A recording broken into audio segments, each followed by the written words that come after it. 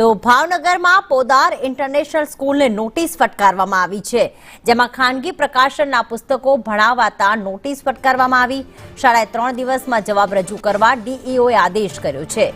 એનસીઈઆરટીના બદલે ખાનગી પ્રકાશનના પુસ્તકો લેવાનું કહેતા ડીઈઓ દ્વારા શાળાને 1,80,000નો દંડ અને શો કોઝ નોટિસ ફટકારવામાં આવી છે। સાથે જ આ 3 દિવસમાં તેનો જવાબ રજૂ કરવા ડીઈઓ દ્વારા આદેશ આપવામાં આવ્યો છે। પોદાર ઇન્ટરનેશનલ સ્કૂલમાં ધોરણ 1 થી 8ના અંગ્રેજી માધ્યમમાં એનસીઈઆરટીના પુસ્તક નથી ભણાવવામાં આવી રહ્યા। મયુર અમારી સાથે મયુર જોડાઈ ગયા છે અમારી સાથે। મયુર, 1 થી 8 ધોરણ સુધી એનસીઈઆરટી નહીં પરંતુ ખાનગી પ્રકાશનના પાઠ્ય પુસ્તકો લાવવાની ફરજ પાડવામાં આવી રહી છે વિદ્યાર્થીઓને। વાલીઓએ શું આક્ષેપ કર્યો છે? હાલમાં ડીઈઓ દ્વારા શું કાર્યવાહી?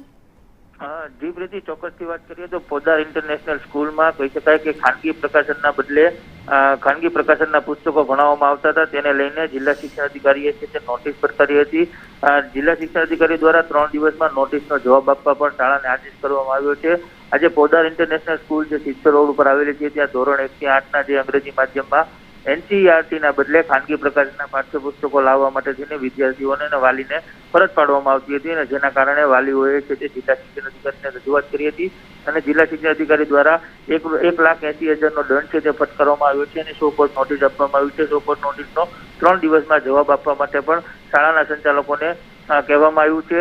જો આ અંગે 3 દિવસમાં કોઈ જવાબ નહીં આપવામાં આવે તો ડીઈઓ દ્વારા વધુ કડક પગલાં લેવામાં આવશે તેવું પણ જાણવા મળ્યું હતું। હાલ શાળા સંચાલકોએ સમગ્ર બાબતે કહી શકાય કે મૌન સેવ્યું છે। પ્રીતિ, આભાર મયુર તમામ વિગતો માટે।